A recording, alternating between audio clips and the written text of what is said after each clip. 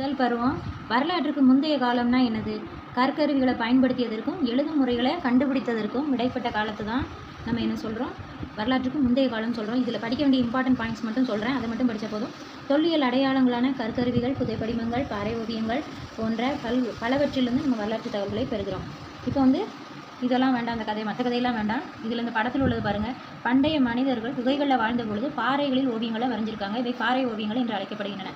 நமது வாழ்க்கை நிகழ்வுகளை பதிவு செய்ததற்காக இவ்வாறு செய்திருக்கலாம். தன்னை பற்றி தெரிஞ்சுக்கிட்டோம் அப்படின்னு அவங்களோட வரலாறு தெரிஞ்சுக்கிட்டது. இப்போ நம்ம நவீன கருவிகளோட பாதுகாப்பாக வாழ்கிறோம் இல்லையா? ஆனால் வேட்டையாடுதலை தொழிலாக கொண்டிருந்த பழங்கால மனிதர்கள் என்ன செஞ்சாங்க? அப்படி பாதுகாப்பான சூழலில் வாழலை. அவர்கள் வாழ்ந்த அந்த குகைகளுக்குள்ள கொடிய விலங்குகள் வந்து நுழைஞ்சிருமா.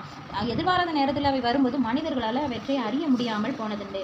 அதனால் அவங்க என்ன பண்ணியிருக்காங்க? அவர்களிடம் தெரிந்து கொண்டிருந்த நாய்கள் தமது கூர்மையான மோப்ப உணர்வினால் விலங்குகளின் வருகையை அறிந்து கொண்டு குறைச்சிது.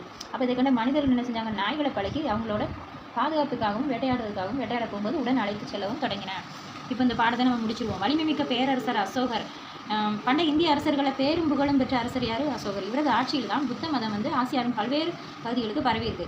கலிங்க போருக்கு பின் பல உயிர்கள் மடிவதை கண்டு வருந்தி போர் தொடுக்கிறதையே கைவிட்டார். அதற்கு பிறகு புத்த சமயத்தை தழுவி அமைதியும் அறத்தையும் பரப்புவதற்காக தன்னோட வாழ்க்கையை அர்ப்பணிச்சிட்டார். பொதுமக்களுக்கு அவர் ஆட்சிய சேவை தான் முன்மாதிரியாக விளங்கியிருக்கு.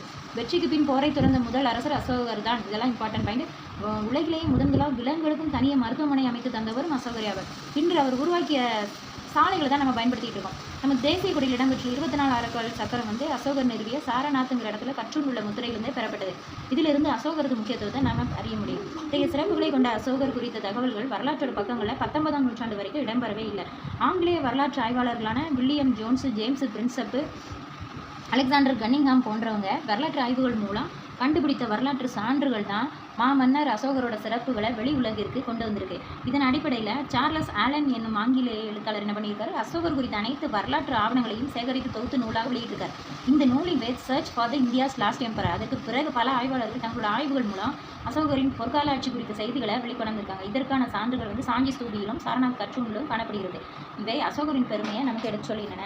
இப்போ இந்த படத்தில் பாருங்கள், சாஞ்சி ஸ்தூபியோட அமைப்பு இப்படி தான் இருக்கும். அப்புறம் அசோகர் அந்த அசோகர் சாரநாத் தூண் இருக்குல்ல, இதில் உள்ள சிங்க முகம் வந்து எத்தனை முகம்? நமக்கு தெரிகிறது 3 முகம் தான். 4 முகம், பின்னாடி ஒரு முகம் இருக்கும், அது தெரியாது. சரியா? அடுத்து இந்த பாடம் முடிஞ்சுது.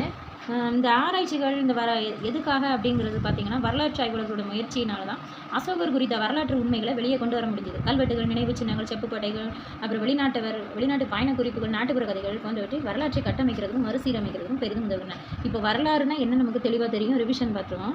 இப்போ வரலாற்றுக்கு முந்தைய கால மக்களோட வாழ்வியலை நம்ம என்ன சொல்லுவோம்? கற்கருவிகள், பாறை ஓவியங்கள், புதை படிமங்கள், அகழாய்வு பொருட்கள் மூலம் நம்ம தெரிஞ்சுக்கலாம். வரலாற்றுக்கு முந்தைய காலத்துக்கும் வரலாற்று காலத்துக்கு இடைப்பட்ட காலத்தை தான் தொடக்க கால வரலாறுன்னு நம்ம சொல்கிறோம். பழங்கால மனிதர்கள் தங்கள் பாதுகாப்புக்காகவும் வேட்டைக்காகவும் நாய்களை பழக்கப்படுத்தியிருக்காங்க. பேரரசர் அசோகர் அமைதி, அறம் ஆகியவற்றை பின்பற்றினர். நமது தேசிய கொடியில் உள்ள இடம்பெற்றுள்ள 24 ஆரக்கால் சக்கரம் அசோகர் நிறுவிய சாரநாத் கற்றூன் உள்ள இலச்சினை தான் நம்ம பயன்படுத்திட்டு இருக்கோம். இப்போ கலைச்சொற்களை பார்ப்போம். ஆதாரங்கள்னா சோர்சஸ், முன்னோர்கள் ஆன்செஸ்டர்ஸ், தம்மானா தர்மா, நினைவு சின்னம் மானுமெண்ட், கல்வெட்டு இன்ஸ்கிரிப்ஷன், வரலாற்றாசிரியர்னா ஹிஸ்டரியன். இப்போ இதில் புக் பேக் கொஸ்டின் இருக்குது. பழங்கால மனிதன் தனது உணவை சேகரிக்க மேற்கொண்ட நடவடிக்கை என்னது? வணிகம், வேட்டையாடுதல், ஓவியம் வரைதல், விலங்குகளை வளர்த்தல்.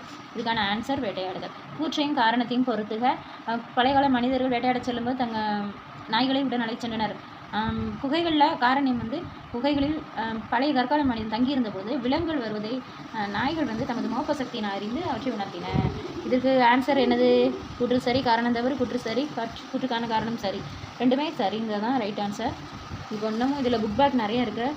நீங்கள் கொஞ்சம் ஆன்சர் சொல்ல ட்ரை பண்ணுங்கள். பண்டைய காலத்தில் வாழ்ந்த மனிதர்கள் அகழாய்வு மூலமாக தோண்டி எடுக்கப்பட்டுள்ளன. அவங்க பயன்படுத்திய பொருட்கள் அக்கால மக்கள் வாழ்க்கை முறை பற்றி அறிந்து கொள்ள உதவுகின்றன. பாதுகாப்பு அப்படின்னா கூற்றுடன் தொடர்புடையது என்னது? அருங்காட்சியகங்கள், புதை பொருள் படிமங்கள், கற்கருவிகள், எலும்புகள். அருங்காட்சியகங்கள். தவறான இணையை கண்டுபிடி. இதில் வந்து பழைய கற்காலம், கற்கருவிகள், பாறை ஓவியங்கள், சுவர்கள், செப்புத்தகடுகள், வரலாற்று ஆதாரம், பூனைகள், முதலில் பழக்கப்பட்ட விலங்குன்னு இருக்குது. பூனைகள் தான் கரெக்ட் ஆன்சர். நாய் தான் வந்து அவங்க ஃபஸ்ட்டு பயன்படுத்தினாங்க, பூனையை பயன்படுத்தலை. அது தவறான இணை. மற்ற தொடர்கள்லேருந்து வேறுபட்ட ஒன்றை கண்டுபிடி.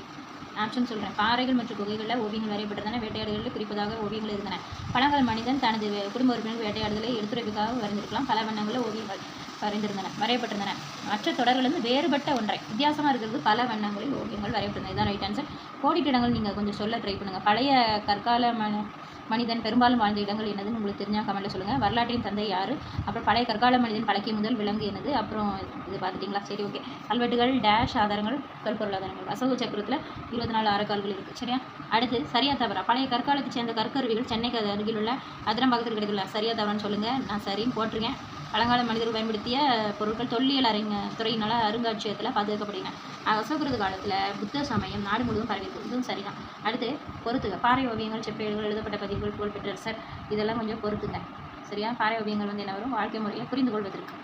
இதுங்கிறது எழுதப்பட்ட பதிவுகள், செப்பேடுகள். அசோகர் பூமிகம், புகழ்பெற்ற அரசர், மதச்சார்பு இலக்கியம், தேவாரம். இதோட இந்த பாடம் முடிஞ்சது. சரியா? அதுக்கப்புறம் அடுத்த பாடம் அடுத்த வீடியோவில் பார்ப்போம். நம்ம சேனல் பிடிச்சிருந்தா லைக் பண்ணுங்கள், ஃப்ரெண்ட்ஸ் கூட ஷேர் பண்ணி சப்ஸ்கிரைப் பண்ணுங்கள். மெயினாக ஹைப் ஆப்ஷன்